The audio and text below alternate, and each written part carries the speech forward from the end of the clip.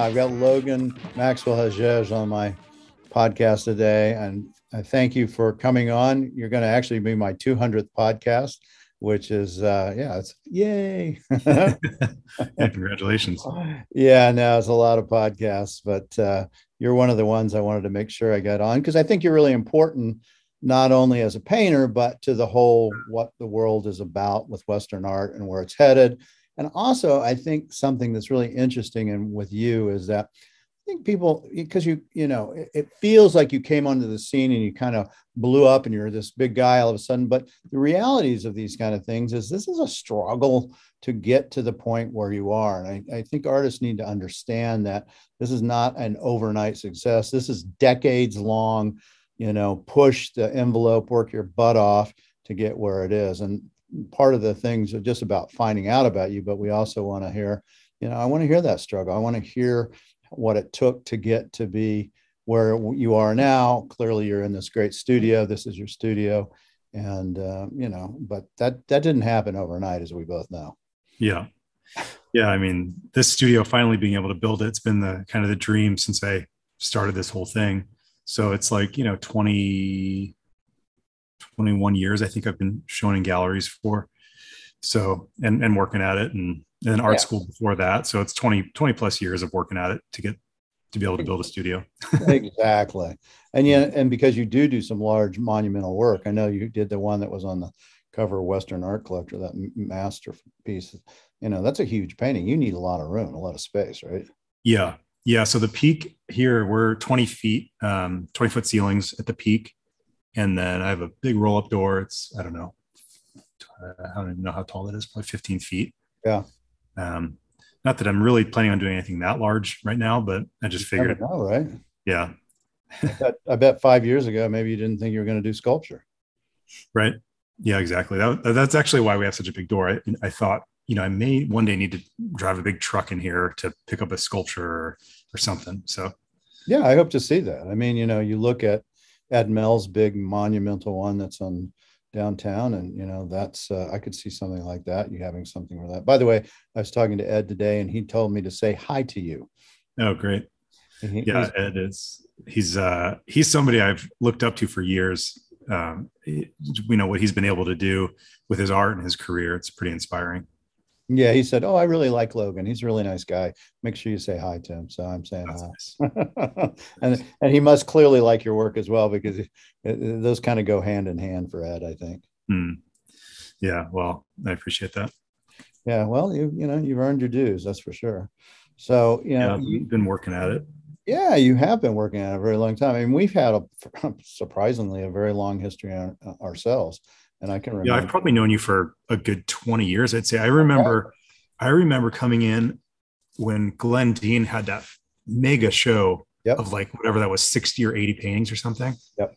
And it was around the time when maybe even before that, the time when he won that award at that Sonoran Desert Museum. It was right after that. Yeah, about a year after that. Yeah, so I probably maybe knew you from that show or knew of you anyway around that time. So yeah, we have a little bit of a history. Yeah, and I mean it's interesting. I mean, I remember your earlier work, and we can get into that, but I remember your early work of the figures, which was nothing like what you're doing now. Mm-hmm. But I mean, I could see that there was a unique sensibility in your painting, but this is a good example of how things can change for not only an artist but a dealer. At that time, it was like, okay, I can see him as a painter. He's got skills, but this is something I can't handle. Yeah, that it took years to. I mean, I feel like I'm still in the middle of it. I'm developing still and trying to evolve. When I look at art history and some of my favorite artists, they evolved over time. Somebody you handle a lot of work, Maynard Dixon, for instance, his early work is very different from his late work and everything in between, So I look at Georgia O'Keeffe and people like that really were just like always pushing themselves. So that's really inspiring to me. And it reminds me to, see how far I can push things and not get too stagnant or comfortable, just because, it's tricky because, when something sells, you think like, oh, that must be good, Right. or I must have whatever gotten to a certain point in my career where people want to buy my paintings, but it doesn't necessarily mean that to me when I'm talking about my own work. I try to be really hard on myself and push myself. And so, yeah, it's been an evolution from those paintings that you saw, whatever that was, 20 something years ago, to today and then beyond. But those paintings I was doing were sort of, I think they were like a revolt from art school. I went to a really traditional art academy, and I was doing these paintings at the time, pretty representational, sort of impressionistic women on the beach kind of thing. I remember them. Yeah. And I was really inspired by, historic artist Joaquin Sorolla, Spanish artist, and then contemporary guys like Dan McCaw or John Asaro, which they do great stuff. But for whatever reason, maybe because I was so strongly influenced by them, it didn't feel like my own thing, and I just wasn't happy with the work. And so I stopped painting for about 3 months, I think. And I was just, I don't know, I felt lost. And then all of a sudden I started coming up with these paintings in a sketchbook. I was doing oil on paper paintings, just out of my head. I was making up these figures, real simple, similar subject matter, still like women there. I think there were women on the beach for the most part. Pretty, I wouldn't say abstract, but very simplified and stylized. And then I got really excited with that stuff. And that kind of, that started me off in this direction, I'd say. And I realized at that time that for me, it wasn't about having had that academic training. It wasn't about being the best technical artist that excited me. It was finding my own voice. That was the thing that really got me going. And so that's what I've been pushing for since then. It's like, I need to figure out what my voice is, not how realistically or how perfectly I can draw or paint something. Yeah. So that's kind of what this journey's been for me. I think that sums it up, right? Is finding that voice, because until you find that voice, you really are kind of adrift. And, when you showed me those works, it was like, okay, this is unique and interesting, but, it wasn't your voice yet. And when you hit your voice, it was just like, then it was there. But that's a process, right? I mean, you probably did those figures, those women on the beach kind of things for a while, right? Several years. Yeah. I mean, yeah, right. Probably 10 years, I'd say. Yeah. Easy. It's funny. I'm going through paintings. I was going through paintings today. I'm emptying out some old paintings out of a storage container and trying to clear some space, and came across a bunch of this early stuff. So it's just so funny looking at it. I've almost no connection to it. It feels like a completely different artist. It's odd. But it takes me right back to the time. And it was a struggle and meaning struggle to improve or find that voice, which I'm still struggling with. I feel like it's something that I'm going to have my whole life. I'm evolving, and it's just constant growth is the goal. Yeah. And I think the best artists do that, quite frankly.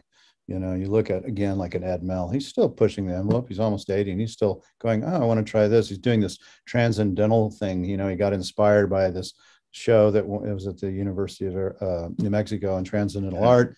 And now he's doing, he's pushed it another level, which are fantastic. I mean, you can just like, oh my God, this guy's just taking it again to another different level. Yeah. Yeah. And it's like within his world though, which is like something that I love about Ed's work is he's created his own world. When you look at his work, it's like, it's Ed's world, whether he does something a little bit more representational or super like these transcendental, abstract, conceptual things. It's so his world still, I just love that. Yeah.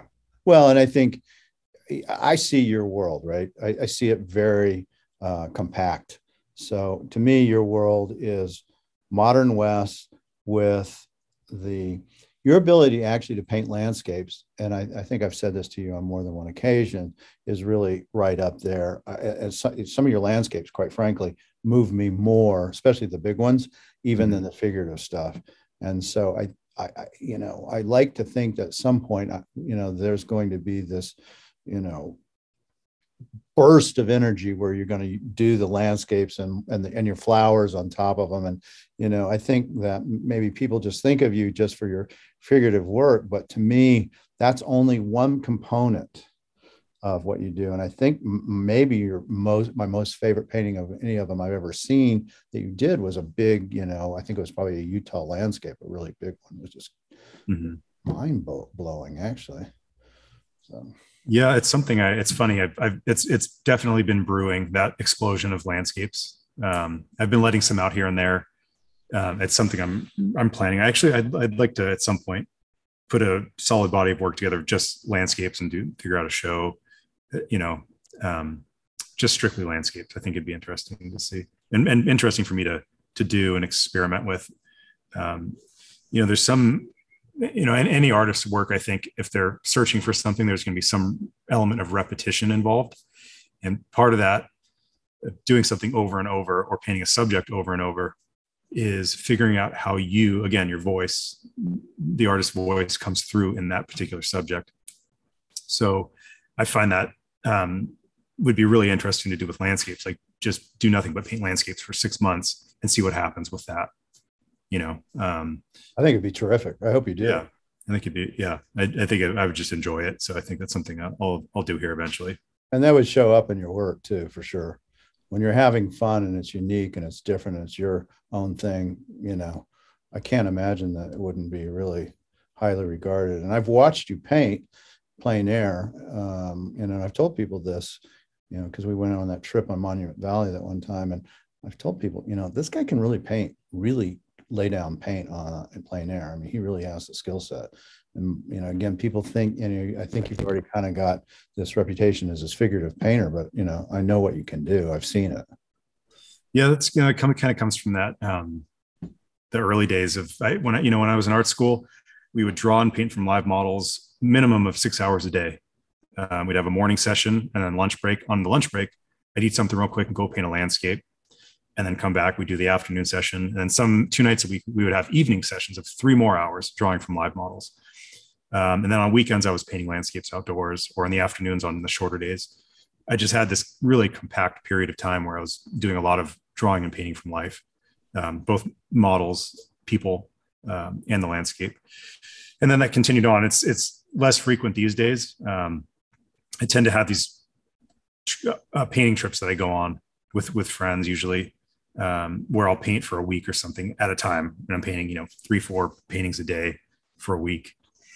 And then otherwise I'm in the studio, and that's kind of, it's almost like going to the gym to exercise. You need to do it. So I do it every now. I exercise more than I paint outdoors, but I don't know that I should paint more outdoors. I don't know. It's something I question, because there's something I like about being in the studio and being removed from the subject and the reality of nature, like having it sort of, nature sort of make its way through the filter of my memory, which is, again, when we talk about these worlds, like Ed Mel's world or my world, I think that's how that happens, is it, the filter of your artistic voice, you're filtering nature and influence and just things you've seen and memories that are burned into your brain, so I don't know. I think I enjoy painting outdoors because it's so difficult. So I probably should be doing more of it just because I enjoy it. But I don't know. I'm not sure how important it is for my artistic practice these days anyway. Well, I think actually you should have a conversation with Ed about this, because believe it or not, he goes out and does plein air every so often as well. Yeah. I think it's kind of the same thing. He goes out with his buddies, whether it's Gary Ernest Smith or some other person, and, and he knocks out these cool little plein air paintings. And he usually doesn't really, he may use them as to do another studio piece, a smaller one, and work up from there. But I think a lot of those he'll sell. I know most artists don't. I know, Josh Elliott keeps his. I think Glenn keeps his. Eric Bowman keeps his. A lot of people, Bill Anton keeps his.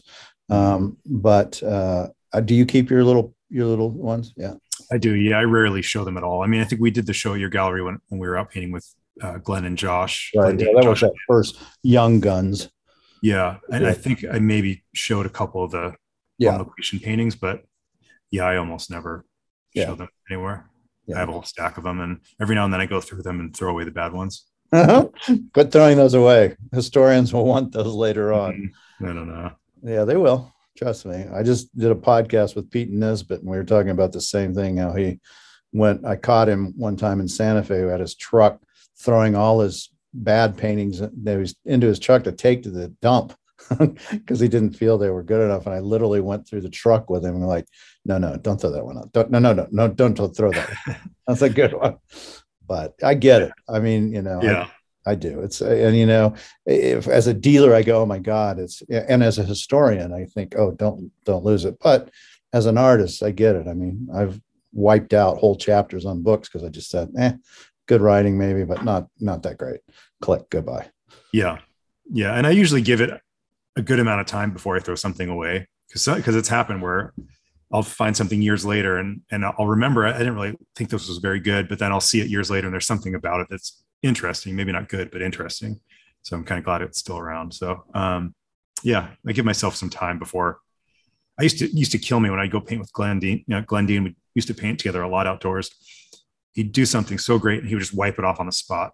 Just keep it for a little bit, that sounds like Glenn. Yeah. He's very hard on himself. He is. Yeah. He really is. He's super hard on himself. He always has, So why he's so good though.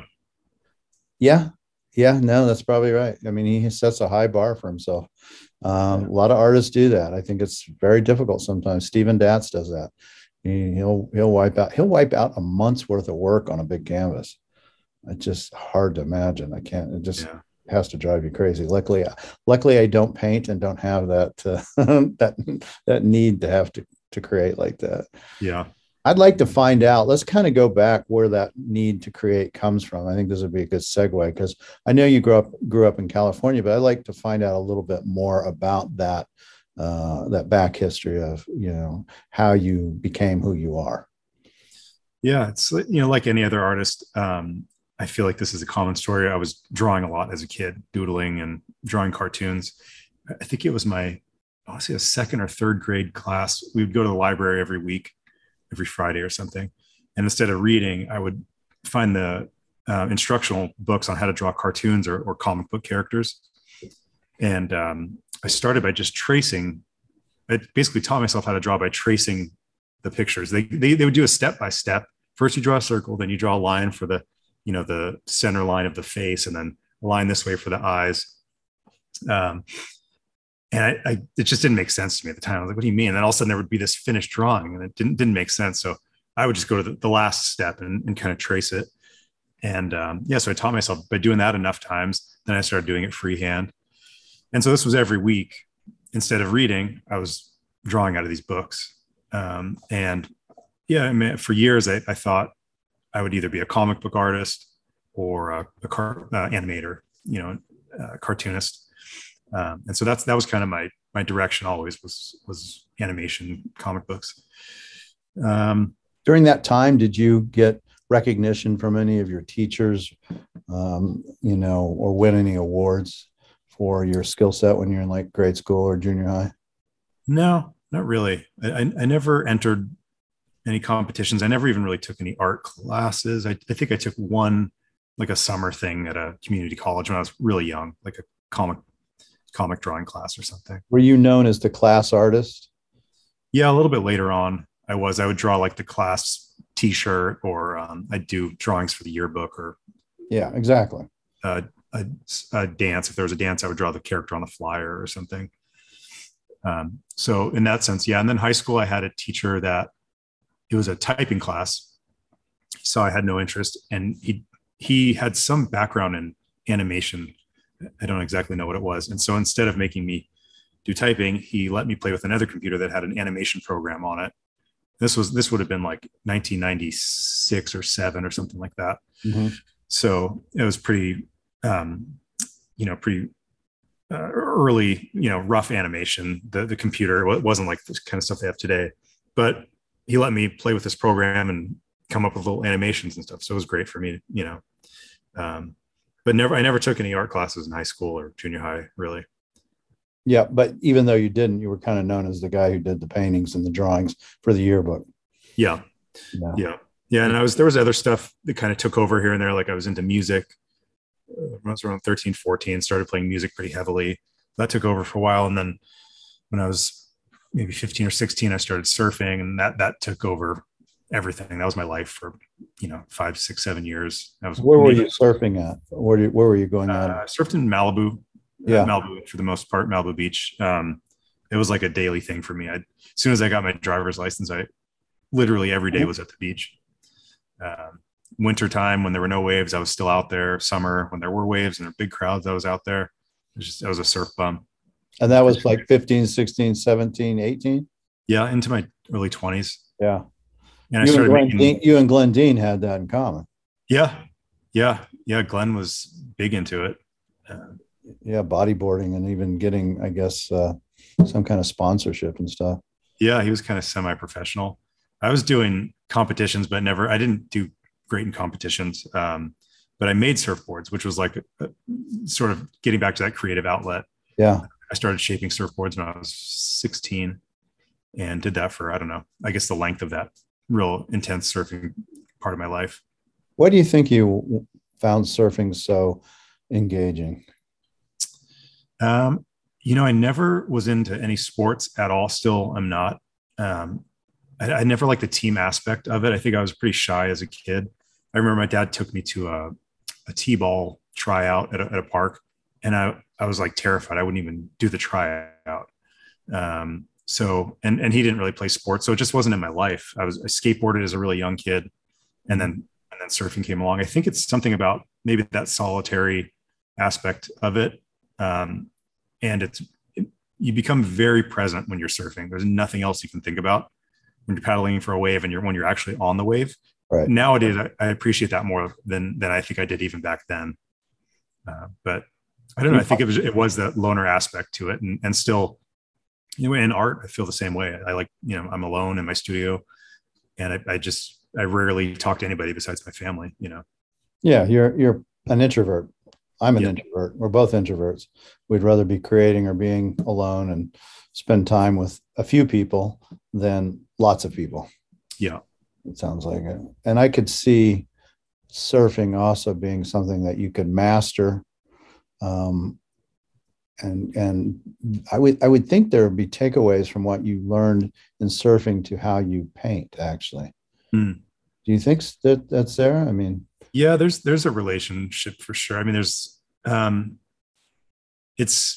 something that I think that you evolve over time, similar sort of thing. And it is something that could be with you for life, the same way art can. There's people that are in their 80s and 90s that are still surfing. And it's nature, right? I mean, yeah, you love nature. Yeah, there's a big connection to nature when you're surfing. Yeah. So, I mean, it's a really intense connection to nature, actually. Yeah. And you're doing it when you're painting. I mean, when you're out doing the plein air, you keep going out. I don't know if I need to do it or not, but I keep going out. And, that maybe that's part of just getting back in touch to whatever that is that motivates you from a, deep inner core. I don't know. Yeah. Yeah. There's a connection for sure. And I've gotten back into surfing here in the last few years, and not as easy, right? Oh my God, it's crazy. It's actually the first time I've ever felt old in my life is taking up surfing. Because it's depressing how much of it I've lost. Yeah, I know. I get it. I love to bodyboard, and the last time I was out in Hawaii, it was like, oh shit, I could die. Yeah, I'm not as good as I used to be, and I can't take many slams. Yeah, but God, it is fun. There is something about that is meditative for sure. Yeah, and so you do that for pretty seriously. It sounds for at least 4 or 5 years. And then what flipped for you to go, okay, I want to do something else? I mean, I think it was the reality of graduating high school. Yeah. And I went to 1 year of community college. I hated school from day one. Yeah. I mean, like first grade on, kindergarten on, maybe. Actually, preschool. I remember crying when my mom leaving me at school. I just hated every minute of it. I probably, in hindsight, I probably should have left school early, when I was like 15 or 16 and just moved on. But anyway, the reality of like, okay, now what am I going to do with my life? Surfing and making surfboards I wasn't going to be a professional surfer, and I didn't want to make surfboards for a living. I was doing it for fun. I made a bunch and sold them. It was fun, but not something I wanted to do for a living. So I went to one semester of community college, and I signed up late. So I got all these crummy classes that I didn't really want to take. Right. I actually signed up for one etching class, and it was so complicated that I dropped it. So I didn't even take a single art class. But around that time, I thought, you know what, I'm going to try to get into animation. That's always what I loved. And so I actually got an internship at an animation studio for this company called Spumco. They made Ren and Stimpy. Yeah, I remember them. Yeah. And they were like my favorite. You know, the style of their cartoons were just my favorite. So I couldn't believe I got an internship at this place. And it was like I don't even remember what they had me doing at first. I was like scanning drawings or something that they would put together for their animation. And when I was there, the head of the company would come and give me drawing lessons every now and then, which was crazy to me. Again, it's like, you know, the ultimate hero of cartoon at the time. For me, this guy was giving me lessons on how to draw Fred Flintstone and stuff like that. I still have the drawings. Uh-huh. And one of the people there, a producer there, actually said, you know, if you want to sharpen your skills, you might consider taking classes at this school. And so the school that I ended up taking all these traditional academic classes from came from that animation studio, you know, suggestion of this guy. So I went over there, started taking classes, and I started with animation classes, and then like storyboarding, stuff like that, all relating back to animation, and started taking figure drawing classes there as well, because I knew that was kind of part of it. Everything led back to figure drawing. If you draw the human figure, you can kind of draw anything. Mm-hmm. And so the more I did that, I started falling in love with that, and like, how good can I get at this? And I just enjoyed the challenge of it, and I enjoyed getting better at it. And then I saw these great paintings by other students and teachers at the school.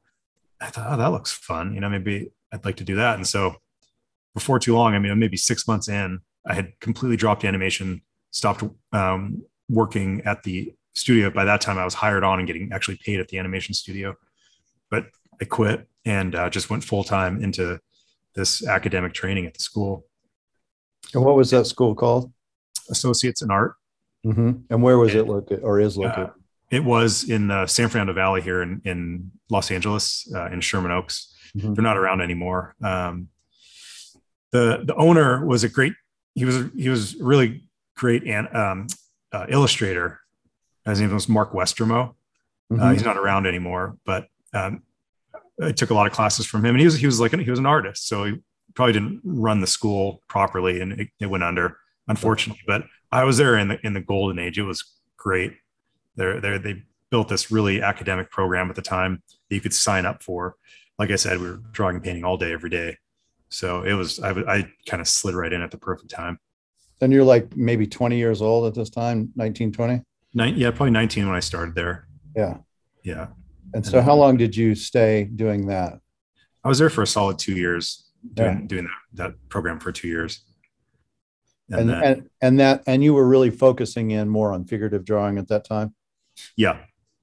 Just drawing and painting. We would do these long pose, like 12-hour, 24-hour poses over time, where we would, just try to do these really finished academic drawings, almost like the old French academies, like all the old Taos artists did and everybody else. And so we do the drawings, we do these long pose paintings, and then quick sketch as well. But it was, it's great. I mean, just having that solid base was great for me. I rely on it a lot. I still hear my teacher's voice in my head every now and then, And did you think at that point, you're due at almost 2 years, that, okay, I know what I need to be now. I need to be an artist. This is what I'm going to do. Yeah, totally. I didn't really know how that was going to happen, but I was completely done with animation. There was actually another student in the class with me. Her name is Christina Cooper. I think she goes by CM Cooper, her gallery name. And she had a link. She was actually a really great resource for me. She would write down all these names of galleries that I should look at and all these different art clubs that I should look at joining, and really, really generous sharing all this information with me. And she'd let me know of someone like Scott Burdick or these other artists that were teaching workshops at the Scottsdale Artist School in Arizona, that I should get in touch with and take classes from. And so that really pushed me off in a direction where I could see that there were artists that were actually making a living selling paintings in galleries, which was a completely foreign thing to me. That wasn't in my life. I'm sure. All, And what did your dad do? Just curiosity. What did he was in the clothing business, clothing manufacturer. And so what was his thought and your mom's thought about you going to be an artist? They were completely supportive of it. I was the only, I have 3 siblings, so there were 4 of us.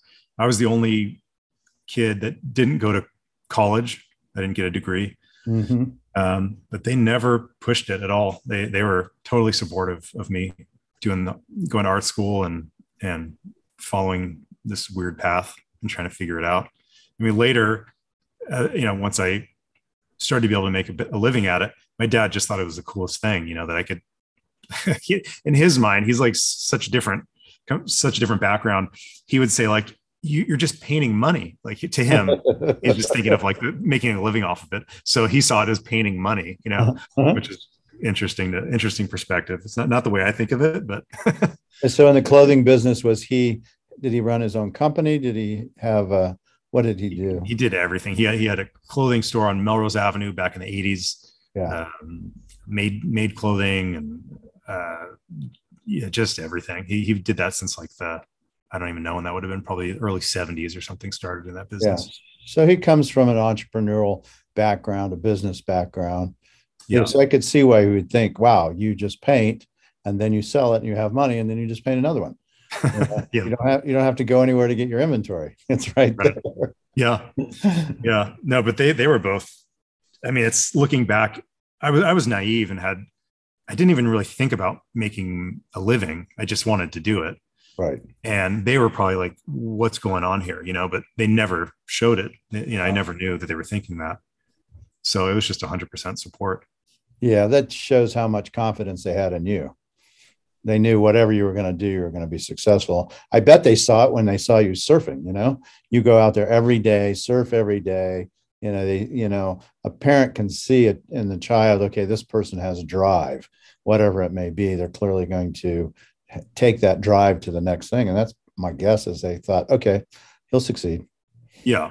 Yeah. I think I didn't like anything I did. I never really screwed around with it. I took it very seriously. With music, I was all in. Surfing, yeah. I was all in, every aspect of it, So, and they saw my work ethic when it came to my art school, and, I was painting every free chance I had. I was painting. I was always working. I even saw that when you were a young kid, when you brought your stuff into me, honestly. Mm-hmm. You were very intense in the sense, how do I get better? What do I need to do? Any recommendations? I mean, you're asking the right questions. And you're going to good galleries, trying to figure out how to succeed and what it takes. Yeah. A lot of artists don't do that, especially a lot of young artists. Yeah. I was out there in the earlier part of my career. I was just everywhere. I was meeting everybody, other artists, other, art dealers, collectors, museum people. I would just, if I was in a town, I would call up the, curator of a museum and go in and meet them. And they were like, what's this guy doing here? I just wanted to meet people, they would take the meetings and sit and talk with me for a while. And that was that, Yes. That's that drive. Yeah. Yeah. But it wasn't even like, the drive it's funny. It's never been, like, thinking back to my dad's perspective. It was never about money. It was about just, how can I do this and how can I get better? And how can I learn more about it? So, that's always where the drive was for me. Yeah. I don't even, I wouldn't even thought it would have been about money. It's literally, I want to do this as a living, and to do it, I have to succeed. I have to sell something to be able to continue to do what I like so much. And I'm sure you started to see, you got better as time went on. And I'm sure that was gratifying when you go, oh, I'm getting better. Things are getting different. So when you graduate or you leave the school, you do 2 years. At that point, you're what, like maybe 21 or something like that? Yeah, I went in 2021, something like that. Yeah. And you're doing these figurative drawings, the figurative paintings, like the ones I had seen, the beach girls, the long figured things. And were you able to find galleries? How did you go about doing that? And what happened in that kind of run? Yeah, I did. Again, this friend in art school, all these recommendations she gave me of galleries to look up. I looked up a local gallery in Pasadena and submitted my portfolio, which in those days was 35 millimeter slides. Right. And I did that everywhere. I sent those out I'd look through art magazines, Southwest Art or whatever. Right. And every gallery probably galleries I shouldn't have even been sending them to that didn't even make sense. Right. I'd just send a portfolio to. You don't know. You're 21. Yeah. Right. Yeah. Looking back, I'd give someone a different bit of advice to really look at a gallery and look at your work, give your work an honest look, and try to figure out if it makes sense with this gallery or not before submitting your work. I don't know, or not. Just send your work everywhere and see what happens. I don't know. That's what I did. But so yeah, this gallery in Pasadena was interested in showing my work, and so they took on a handful of paintings, and they slowly started to sell, and I just kind of went on from there. Started approaching more galleries, and it was just a slow build over years. Yeah. So, but at some point, you made I'm sure it was a very thoughtful decision. This is not the lane I need to be in. This is not my voice. And was there a turning point when that happened? I wasn't even really conscious of it. It just kind of happened. But I went on a trip it was either 2001 or 2002 to Canyon de Chelly with about 18 artists or something from the California Art Club.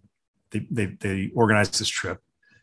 Mian Situ was there, Calvin Liang, Carl Dempwolf. I think he was I think kind of the leader. He put the trip together.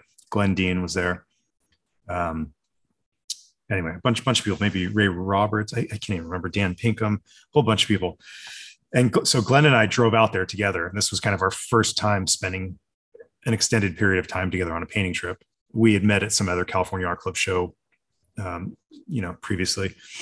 And we were the two young guys at this show. So we became fast friends. And so that trip in particular was a big turning point for me because it exposed me. I always knew about the desert. My grandma lived in Palm Springs.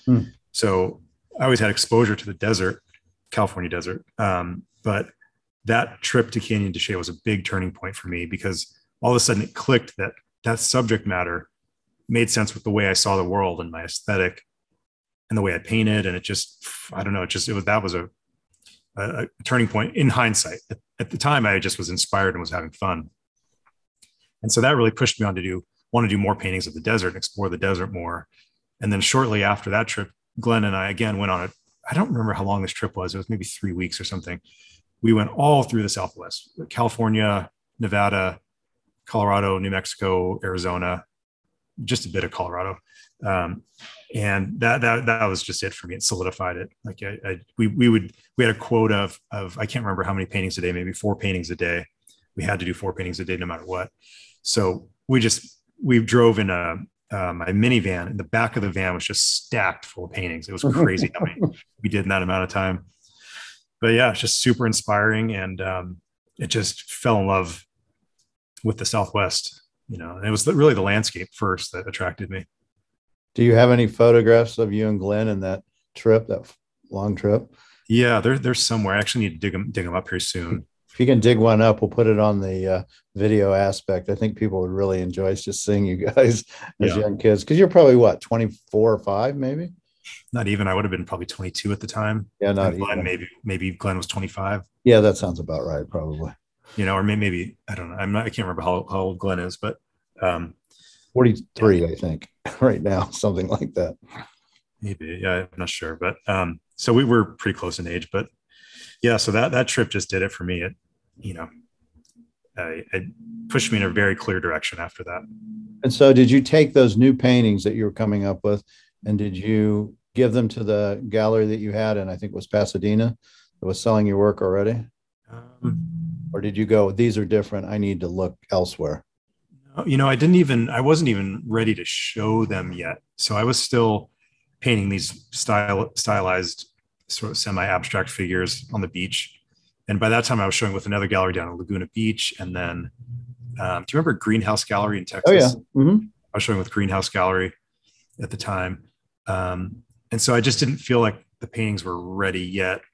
You know what? I did show a couple paintings from the Canyon de Chez trip at Greenhouse Gallery. Yeah, and that's a good gallery, or was a good gallery. Yeah, they did pretty well for me at the time. Yeah. So I felt like they weren't ready to be. I've always kind of similar to Glenn. I'm pretty hard on myself, so I didn't feel like they were ready to be seen. I hadn't quite figured out. Again, going back to being repetitive and painting things over and over, I really hadn't figured out how I wanted to paint this subject. I just knew I liked it and it felt right. So it was still a couple of years probably just painting landscapes. And that was probably around the time I came and met with you and showed you those early paintings of the desert. And there were probably even some of those female figures mixed I remember the female figures. I really do. Yeah, I remember the desert paintings. Both, and I think I even said I like the Southwest stuff. This is the stuff I see. Yeah. Go that angle. Go that way. That's my recollection, actually. Yeah, maybe so. I definitely showed you landscapes. I remember one painting you pointed out. I'll see if I can dig the painting up. I may have trashed it by now. Really wide sort of panoramic painting with like a horse in the shade under a tree. And you pointed out that the tree looked like a turkey on a stick, the shape of the tree. It totally did. That's all I could see. So I remember I definitely showed you the landscapes. Oh, God. Yeah, totally. Hopefully I was kind about that. No, you were. Those type of things I'm thankful for, because once it's out in the world, you can't get it back and fix it. It's funny. Josh Elliott just did that with me. I mean, this was maybe a month and a half ago. So I'm working on this really monumental painting for the Prix de West in Oklahoma City, which for people that don't know, this is their 50th year. The show's been going on. Yeah, it's a big deal. Big show and invitational show at the museum out there. That's I don't know how many artists are in it. Probably 100 artists or more. I really don't know. So I'm doing this painting for the Prix de West, and I've been working on this painting for over a year. And I was texting back and forth with Josh about something, and he asked what I was working on, and I told him, and I said, I just can't figure out something about this painting. It's just driving me crazy, but I don't know what it is. I can't finish it. He said, well, why don't you send me a picture of it? I'll give you my 2 cents. So I sent him I snapped a picture, sent it to him, and he's really kind about it. He goes, well, what is it? First he asks me, what do you think it is? Right. And I don't even know what I said. And he goes, a few minutes pass by, and he goes, well, I think it's great. I mean, I think he said something like, I couldn't do that. I think it's, great, the painting. And then a few more minutes pass by, and he goes, I really hate to do this to you. But so there was a horse and a rider, and then another horse and rider facing the same direction behind the horse. There's one horse in front, one horse in back. And the horse behind had his head going right into the horse's butt in the foreground. Yeah. So it looked like his head was disappearing into the horse's butt in the foreground. And I think I had crossed my mind very early on in the painting, but I, for whatever reason, just put it aside. And then it hit me again when he said that. And that's all I could see. Could you imagine if I let this painting out? Yeah. And it's completely obvious to an outsider, probably anybody else that saw it, they would have noticed right away. So he was so apologetic, and it actually threw my life into a tailspin, because now I had to figure out how to either fix that painting or make another painting, right? Finish another painting in time for this deadline. So it was as difficult as it was. I was so thankful for this obvious, honest, I should say, critique. And I always appreciate that with artist friends. I think we're good to each other when we can be very honest with each other's work. And it can happen to the best of artists. I was at an auction once, and the client was wanting me, they were looking at a burning house to buy, and it was a nice, beautiful little burning house oil. And they go, yeah, it's a really good buy. I'm going to buy it. And I go, well, it's great, but what about the fact that he doesn't have a foot? And he goes, oh my God, I never saw that. And burning house just forgot to put the foot in the stirrup. It was just kind of just a a limb that was gone. Yeah. And then he was like, oh, okay, maybe I won't buy that one. So, I mean, burning house, a great painter, just forgot to put the foot in. But, Yeah. so he didn't have Josh Elliott or you there to go, hey, well, the foot maybe. Yeah. No, it happens. That's why I like to keep paintings in the studio for a long time before I send them out.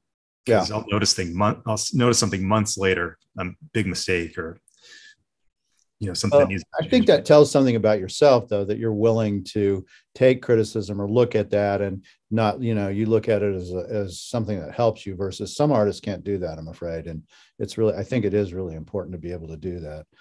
And generally either your wife, your significant other, or other artists are the ones that can see it or be honest enough with you. Yeah. Yeah. With my wife, I know right away, I ask her opinion and she'll hesitate for a second and I know something's wrong. Yeah. Well, she probably knows your work as well as anybody. She lives around it. She sees it and, she can tell. Yeah, I know. I mean, that's a lot of people do that. A lot of significant other people really are the best people to look at your work. Yeah. No, I agree. It takes an outsider's eye, sometimes not a non-artist, to really figure out what's wrong with something sometimes. Yeah. So you start doing this landscape Southwest material, and then where does that go? What galleries did you start showing with, and what happened then? Yeah. So let's see. I would have still been with Greenhouse for a bit, and then, oh God, who was I showing with? I think it started with Trailside maybe for a bit. Was it Trailside? Yeah. So that Canyon de Chez show trip, we ended up doing a show at Trailside. All the artists from that trip, they put a show together at Trailside. So they sold one or two of my paintings from that show, and then so I just followed up because I saw it as a good opportunity to try to work with the gallery and said, right. Hey, do you want to have some more paintings? And so that ended up happening. I showed there for a short while. I don't think there was much interest on their part at the time. Right. So it didn't. I found myself having to bug them more than they were bugging me. Right. Which is not a great sign. Well, I think it's a sign of the struggle, right? I mean, that's one of the things I wanted to talk to you about, that, for artists that are listening, or, it took that kind of effort to go. You did it with me too. I mean, you tracked me down and talked to me, and I mean, you were, you wanted to succeed, and you knew that's what it took. And sometimes you get rebuffed too, and that's got to be painful. Man, there was one trip, or one time where I ended up taking a trip to show two galleries my artwork. So again, some sending portfolios, and this is when I was painting the desert landscapes, and so I was seeking out galleries in the Southwest. So I sent my portfolio out. I'm not going to name the galleries because I don't want to name the galleries, but they're really good galleries. Right. And I sent my portfolios out, and they said, yeah, great. Your work looks great. We'd love to talk to you sometime. And I said, I'm actually going to be, one of them was in Scottsdale. I'm actually going to be in Scottsdale next week. So, if you'd like to see the paintings, I'd love to show you in person. I wasn't really going to be in Scottsdale next week, but since they were interested, I was going to be in Scottsdale. Right. So they said, great, let's come by this day, whatever. So I show up, and I've got my paintings in my hands, and I introduced myself to the director, and she says, "You're Logan?" And I said, "Yeah." She goes, "Oh, I thought you were much older than you are." She said, I don't, and I was like 24, I think at the time. Right. She said, I don't think you're ready to show here yet, and sat down with me and talked and gave some advice, but hadn't looked at my resume with my age and just looked at the images. Yeah. And so she liked the images, but thought I wasn't old enough. She thought I was a much older artist when she saw the paintings, which I kind of took as a compliment. Yeah, it is also, in a weird way. Yeah, but it was also kind of pissed off that she wouldn't take a chance with a new artist that she, based on the images, she liked the work. So on that same trip, I had done the same thing with the gallery in Santa Fe, who said, "Yeah, your work looks great. Let's talk sometime." And I said, I'm actually going to be in Santa Fe next week. If you'd like to meet, did the exact same thing. So from Scottsdale, tail between my legs, get in my car, drive out to Santa Fe. It's I call the gallery to confirm the day before, and the dealer says, we didn't have a date, and I'm in Santa Fe to meet with this guy. Right. Said, yeah, we said we were going to, well, I'm out of town. I'll be back tomorrow. If you want to come in tomorrow, you can come in tomorrow. So now I got to stay an extra night in Santa Fe that I wasn't planning on, but I'm struggling and want to get into a gallery. So I stayed an extra night in Santa Fe, and I totally remember I parked across the plaza, a rainy day, again, paintings in my hands, walk across the plaza, pouring rain, walk into the gallery. And this time I leave the paintings in the hallway and knock on the door, introduce myself to the owner of the gallery. Same exact thing happens. You're Logan? Oh, you're not ready. You're not ready to be in this gallery, like that. And he looks out into the hallway. He goes, you brought your paintings in? And I was like, well, yeah. He goes, all right, I'll take a look at them, like that, And I pull them out, and he looks at them and just starts ripping them apart. Oh God. And comparing me to other artists in his gallery, see how they do this, and which was really odd to me because he liked the paintings just based on the images. Right. He knew how old I was or how young I was, and so that was that. I left Santa Fe at 1 p.m. and drove all the way back to LA same day. Got home at about 1 a.m. and that was that. So I had this awful trip where I just got turned away by 2 galleries I thought I was totally going to be showing with, Right. So, but that's just part of the deal. It's, you have to have a pretty thick skin and have belief in yourself and just the drive to keep going, What was your next step after that? I mean, that is devastating. I mean, really devastating. Yeah. I don't even recall. I mean, I'm sure I just sent out more portfolios and got into a gallery eventually. It was that kind of thing. I'm trying to think. It's kind of a hazy period for me. I'm trying to think where I was even showing at the time. I don't know. It's funny. At a certain point, I wanted to combine. I went to school to learn how to draw and paint figures, people. And then I'd been doing these landscapes, and they were getting some traction, but and traction, I guess, in galleries, meaning galleries were willing to show them, and I was selling some of them, but they were never fully satisfying to me, and I think it was because they were missing that human element, right? And so I kept wanting to do it, but I was resisting because I kept telling myself that so many people have already painted the people of the West. And how am I going to be able to do it differently? How is it going to be my own thing? I'm just going to be another Western artist, which I wasn't interested in. And actually, Glenn Dean was really supportive of the idea because he knew my figurative work, and he said, "Why don't you just do it? Let's just see what happens. Just do it." I was actually in Santa Fe, staying at his house, where I did my first painting of an American Indian in his studio on a scrap piece of canvas that he had sitting around. And so it was just so much fun to me. And to be able to again, combine those two elements, landscape, and then somebody that is from that landscape, somebody that lives in that landscape, just made so much sense to me. And it really clicked for me. And I feel like that helped.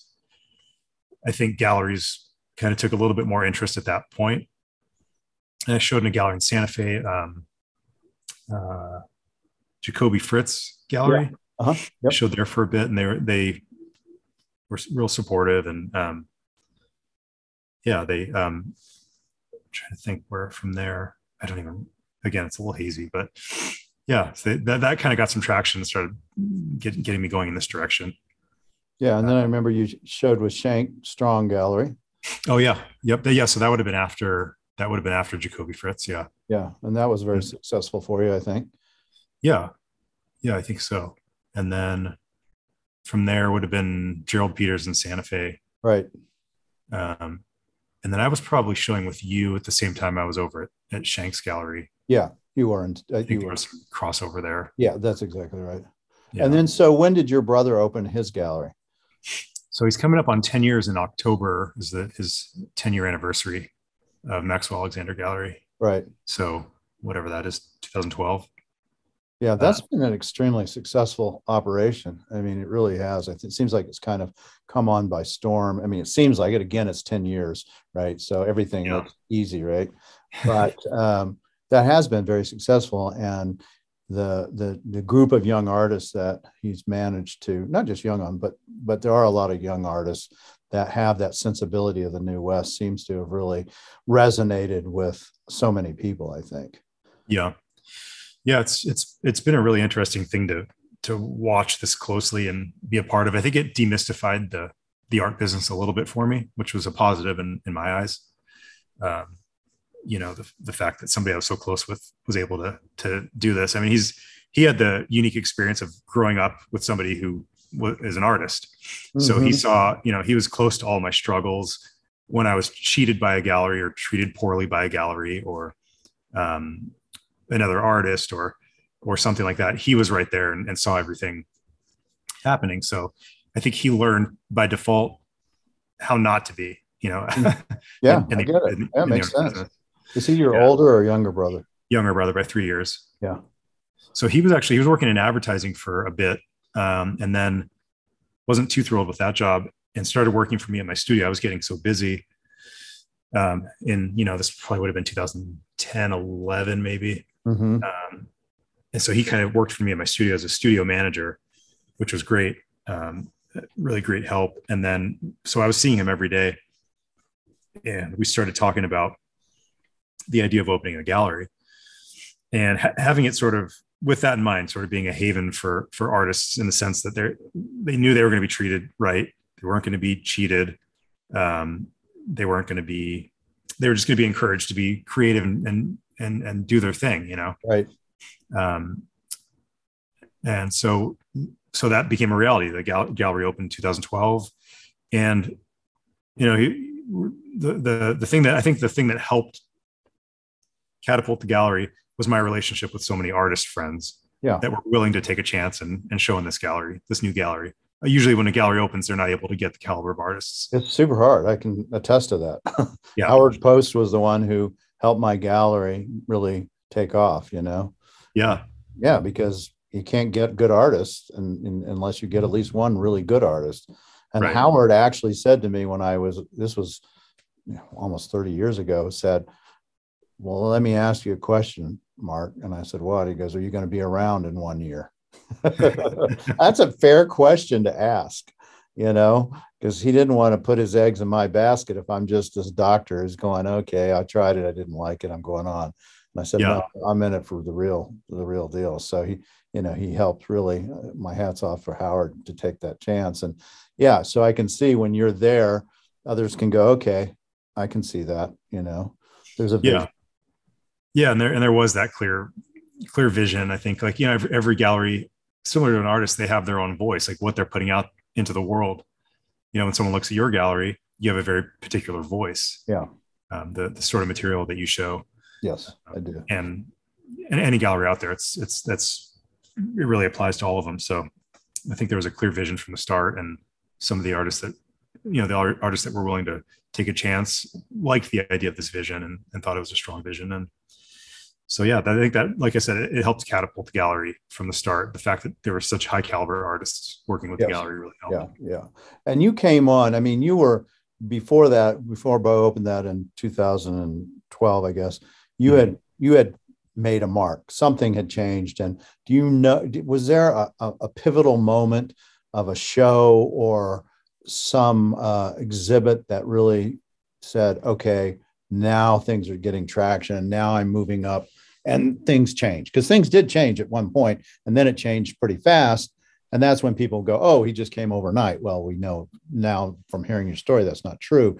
But was there a pivotal moment that you go, okay, these things are changing now? So in 2010, there was a clear shift for me. I think there was a big life change. I was engaged to a girl. I was living on the East Coast at the time. We broke up. I moved back out west. So I would have been 30 at the time. And sort of, I'd had a couple rough years with in the art business. Wasn't really able to make much of a living. I was still making a living, but just barely scraping by. I mean, really check to check. I would rely on my, the overdraft on my debit card to get gas and groceries and stuff.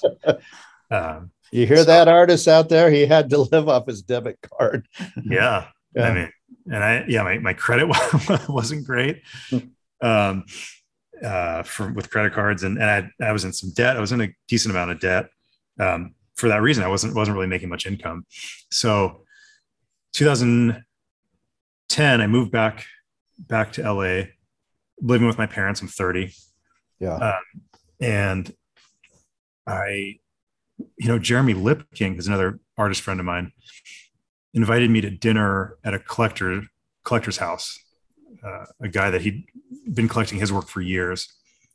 I don't even remember why, but it's just a super generous thing to do, because out of this dinner, the collector said, "Hey, I think Jeremy kind of knew he wanted this commission, and Jeremy thought I could maybe do it." So he said, "I want something, kind of in the vein of, say, like Edgar Payne, Monument Valley-ish sort of Western landscape, Southwestern landscape, with some figures on horseback," and asked if I would be willing to do it. And it just sounded like it was right up my alley. It sounded fun. So I took that commission on. And that painting commission, it was like a complete 180 for me. From that commission, and then a couple others that he asked for just after that one, I was completely out of debt based on those few paintings. And for whatever reason, it just, like, things just started to align. I think, again, so that was one big life change, coming back out west and then being connected through Jeremy's generosity to this collector.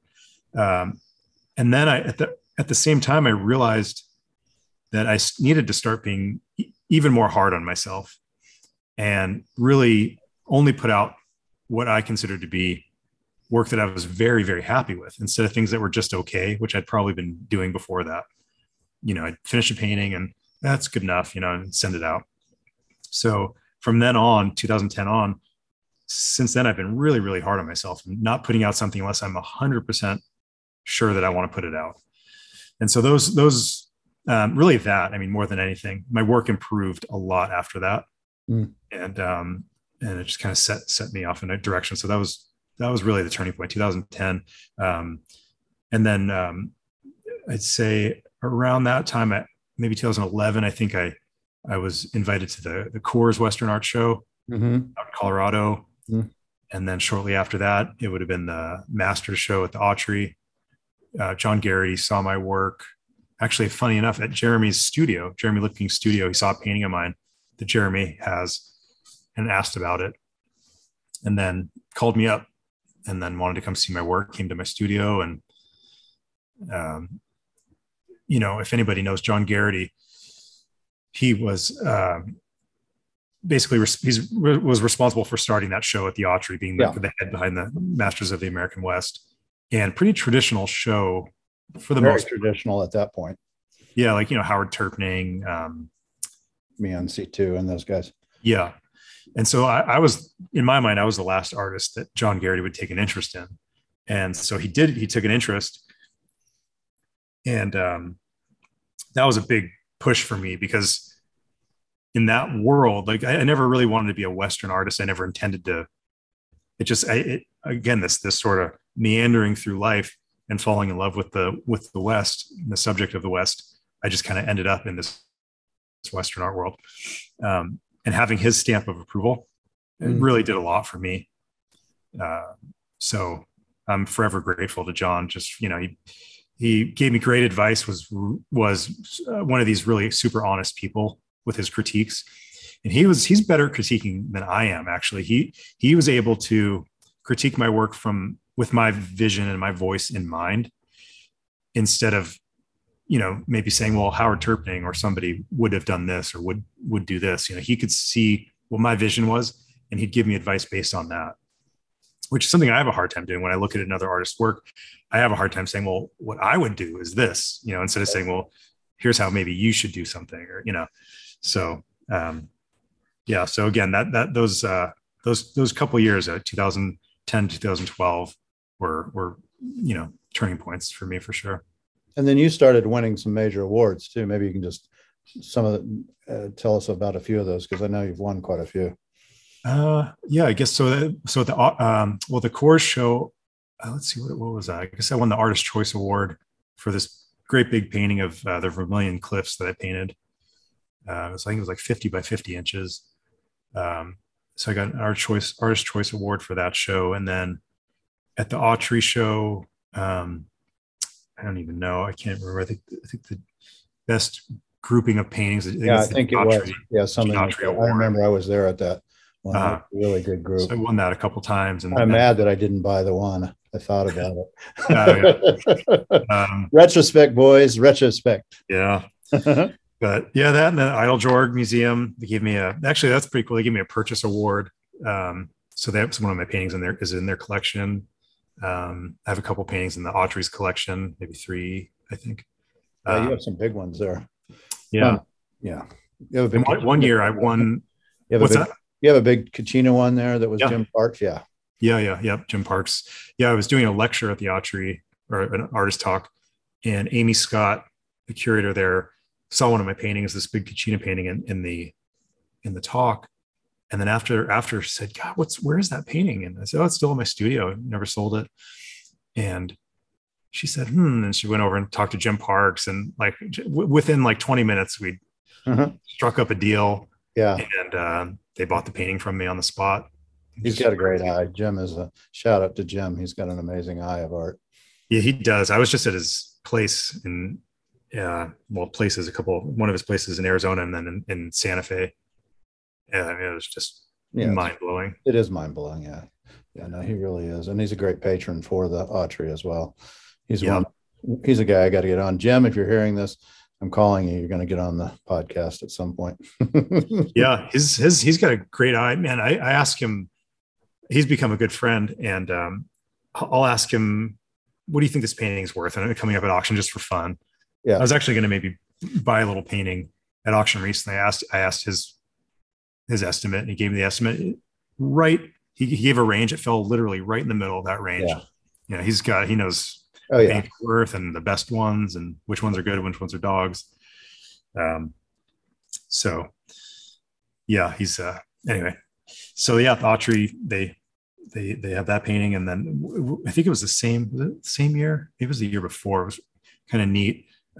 They gave me the award for the Thomas Moran painting award, or best painting, or something like that. I'm so bad with this stuff. I don't know what the awards even are. They're all boxed up in paintings. I don't really, I'm again, my own worst critic. So it's of course nice to be recognized, but they really don't mean, they mean something, of course, but it's not why you're painting. You're not painting for awards. You're painting to do the best you can and to share your art with other people. Yeah. I get it. Exactly. And you want to leave a legacy too. I mean, I think the great artists want to leave a legacy. They're not just thinking about their next sale. They're actually thinking about what's the body of work when I'm gone. Yeah, definitely. Thinking big picture, long-term. Yeah. Stuff, Yeah, I think you should actually. I think it's important to do it. That's, so, and then your brother opens the gallery, Maxwell Hagege Gallery, and you start showing there, and now you've been doing that for 10 years. Now you're at a point in your career where you're, instead of being 24 and can't get in to the galleries, you're at a point where you probably can't keep up with what people are wanting at this point. Wouldn't you say, is that a true statement? Yeah. There's this weird balance, again, trying to keep the quality of the work at a certain level, where I know I could probably paint more if I pushed myself a little, if I was, wasn't as hard on myself as I am, I could put out more work. And again, money's never, it's just not my thought. I feel like if money becomes a thought, meaning I know I could sell a painting. If I make a painting, I could probably sell it. Right. Not every painting I do sells, but there's a good chance I could sell a painting. So keeping that could be really dangerous. So I try to be really aware of that and just take money out of the equation and just not even think about it, not even worry about it. Don't look at my bank account, or, I mean, if my wife wasn't paying the bills, my bills wouldn't be paid. I'm no mind for any of that stuff, you know? Um, so, so yeah, I mean, I could paint more maybe if I wasn't so hard on myself. And I've learned where before I would say yes to everything. I've learned in the last several years to say no more often. It serves me better because, you get into trouble if you take on too many commitments. Yeah, you overpromise. But you are doing some cool stuff. You've got 2 sculptures you've done, or maybe 3, but at least 2 that I know of. In fact, we'll have some of those available in our gallery here shortly. They're going to be coming the next day or 2, as well as you're working on. Are they lithographs? Or are they giclées? What are the? Tell us. Serigraphs. Serigraphs, yeah, serigraphs. Yeah, so they're basically, it's a silk screen process. Yeah, and I've sold those for things like that for Ed for many years, and it's been very successful, and I enjoy selling it. And it allows people a price point that may want your work but can't afford it, or they have a home they don't want to, leave something like that in it when they're gone for 8 months out of the year. So tell a little bit about the serigraphs that you're doing. Yeah, it's a really interesting process. I actually have a hard time grasping it when I go to the studio that does the serigraphs for me. It's just mind blowing the way. So every color that you see in the serigraph is a different. So we call them color separations. Yes, different pull. So it's on a different screen. Yeah. Each different color is on a different screen. Yes. So a lot of these ones I've done have over 100 different colors. So that means there's 100 different hand separated shapes and colors. Each color is hand mixed, and it's just layer after layer after layer of these silk screens that are pulled. And then they're able to create this final image, which is different from the original oil paintings that they're based off of. Pretty close, but different, which I really like because it takes on a life of its own. Mm-hmm. If I did want to just do posters, giclées, whatever, I could do that. But right. To me, that process, there's just no art in that. I like the fact that this is like a hand done process. To me, it's very artistic. It's kind of a dying art, I feel. Yeah, it is actually. In fact, Ed's, lithographer just passed away. So, he worked with him for 40 years, and now he's not going to do any more serigraphs because, the guy that he worked with and trusted and, is no longer there. So it is a dying art form for sure. Yeah. I'm hoping to actually connect him with my studio out here in California.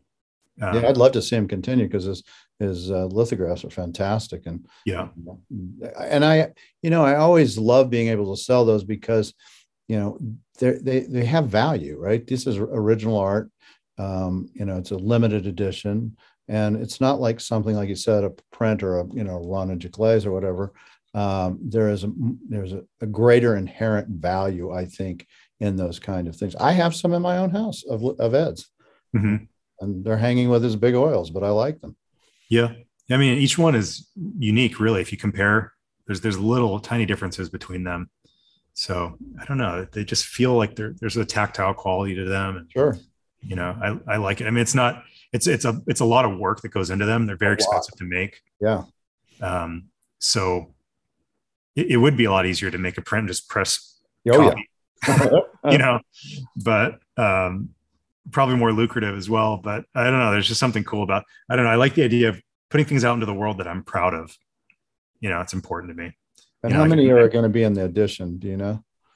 So this one we did, there's 300 in this edition. Yeah, nice. Which is the largest edition I've ever done.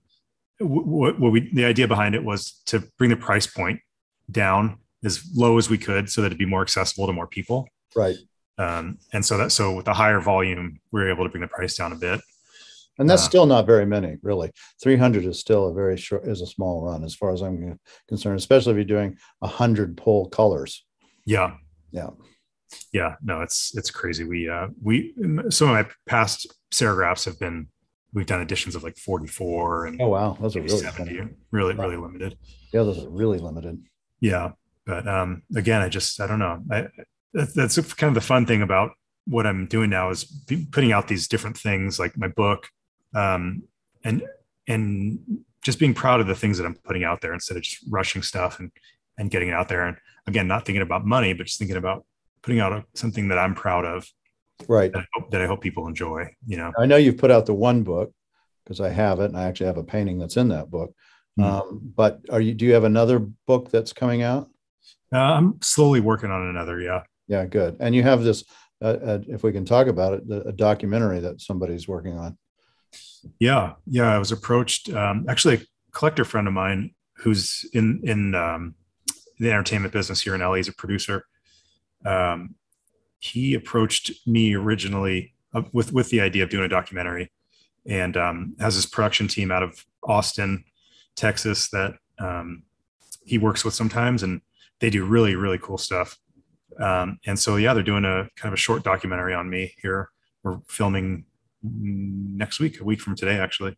Okay. So we're going to film at my studio here in California. And then we're going to go out to Arizona, out to the Vermilion Cliffs. And I have a little place out there also. So we're going to paint out there, and they're going to document me painting out on location.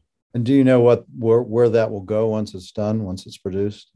You know, I imagine we're just going to make it public out on YouTube. We're going to probably submit it to some film festivals. Yeah, very cool.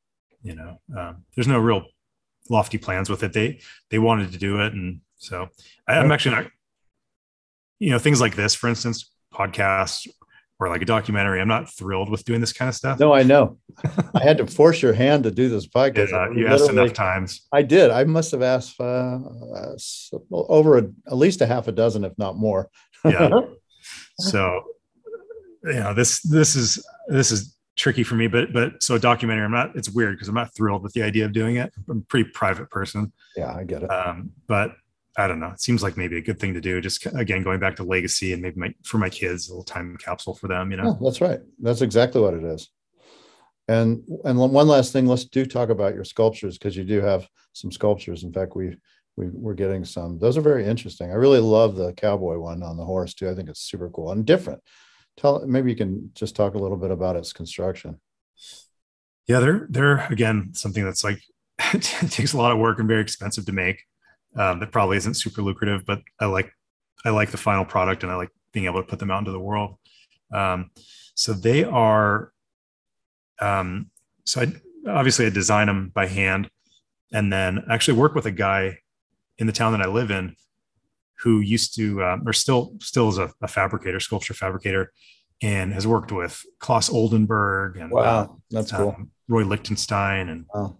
It's just amazing that he's here where I live in a small town. But yeah, so he, I do them with him, and he basically the shapes are cut out of aluminum, and then they're hand painted, and then sort of in these layers of almost like discs. They're put together, bolted together with an outline shape. This sounds crazy unless you've actually seen them. Maybe we can put one on the. Yeah, well, I'll put one on the YouTube. Okay. Video. So the black outline has screws that kind of holds everything together, and then they sit on a steel base. And so again, it's just like super labor intensive and very tricky to figure out even how to make them. Luckily, this guy is kind of a genius at building, and he was able to figure out the construction of everything. So yeah, I'm really happy. Yeah, so I've done 2 so far. I have several that I'm interested in. It's just a matter of jumping into it. And there's just so much to do. I'm not. I don't have any shortage of ideas. It's time, you know. So maybe as we kind of wrap this up, you could give a little, maybe just kind of your insights and advice, what you might talk to a young Logan that's out there trying to start off.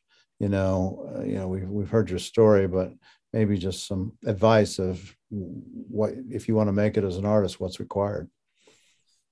You know, it's tricky. I think with anything, any world, not even art, it's just about having the interest in something and the drive to make that interest, you know, become reality. So luckily that all lined up for me. I had the interest, and I was interested enough that I wanted to work really hard at it. So I don't think there's a way of doing this unless you have that drive and that interest. You know, it's just like, people say like you're born with it. I don't think I was born with talent. I think I was born with an interest in things. When I get interested in things, I get really interested in them, and I go all in. Mm-hmm. That's probably why you do the sculptures and the serigraphs, because you can make more money if you just painted. Yeah, but it's the whole process of your body of work, and it's getting to explore creativity is my guess. Yeah, I want to explore it all. I want to see what it's all about. Yeah, and you did those cool tapestries too. I mean, right. We should talk a little bit about it just because they're cool. I mean, there's one at the Scottsdale Museum of the West, and maybe you could just say something about it because they are very interesting. Yeah, oddly enough, the guy that helped me with that is next door neighbors with the sculptor fabricator. It's crazy in this little town. John Nava is his name. Jeff Sanders, by the way, is the sculptor, the fabricator. So John Nava, really great artist. He has multiple tapestries in churches and universities, and it's almost become his main thing that he does now, because they're really great. And so he has a relationship with this mill out in Belgium, and I saw his tapestries, and he was really encouraging and said, your work, I think, would actually make sense to just the graphic quality of it would make sense in the medium of the tapestry. So if you ever want to do it, let me know. I'd be happy to walk you through the process and help you with it. And he probably curses that day because I called him back and said, hey, I want to do this. And he was so great. He helped me through the process, and it ended up working. So I did a test piece. I showed it to one of the patrons at the Scottsdale Museum of the West, Tim Peterson. Tim liked the idea, so we ended up doing this huge, I think it's like 16 feet wide. Yeah, it's huge. This tapestry. So it's a triptych, so 3 pieces. Excuse me. And so my wife was pregnant with our daughter, very pregnant with her, right when this tapestry had to be installed. There was some sort of show happening or something where they had space open and they needed the thing hung. It was probably the Dixon Museum show, probably. I think that's what it was. Yeah, because it hung in that spot where the Dixon mural was. Yeah, because we took it down to put it in the exhibit. Yeah. So, my wife's out to here, and like the baby's supposed to come any day, and he, it was right around the time. And so John Nava and his wife drove out to Scottsdale and installed this tapestry for me. Wow. Just super generous, and a really good guy. So anyhow, but yeah, so that's kind of how that thing happened. And again, probably something I want to do more of, but time is, just the only thing. Well, we were lucky enough to have you give us one that we were able to place. And, it's such an amazing image.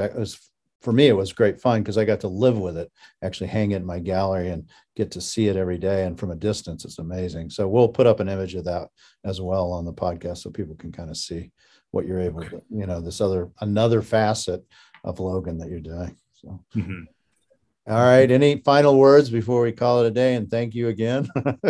I don't have a thing to say. You got it all out of me, I think. Yeah, no, I got a lot out of you, and I really appreciate it. So, I've known you for a very long time, but, when I get to do one of these, personal interviews, it's it's an intimate thing. And I always learn something, and I come away with a different sensibility of the artist. For me, what I've come away with is how important other artists have been in your life, and how grateful you are that they have been there to kind of help you on your journey. And I know that I personally know that you've done that for other artists as well. Yeah. Yeah. I mean, I haven't even mentioned half of the artists that have helped me. There's like a very long list, people I'm leaving out, that have been, just so generous with me. I can't even, there's not enough time to talk about the generosity of my fellow artists. So I feel that same duty, and it's a joy for me to be able to help artist friends and new artists coming up. It's just, I feel so lucky and fortunate to be able to do what I do. And if I can help somebody be able to do the same thing, then, I'm happy to do it. I know you are. Logan, thank you so much. I don't know when I'll see you again, but I'm sure it'll be soon. I'll let you know when the sculptures and things, the serigraphs arrive. Otherwise, thank you for taking the time. Thanks, Mark. I appreciate it. All right. Good luck with the documentary. Thank you. All right. Bye-bye.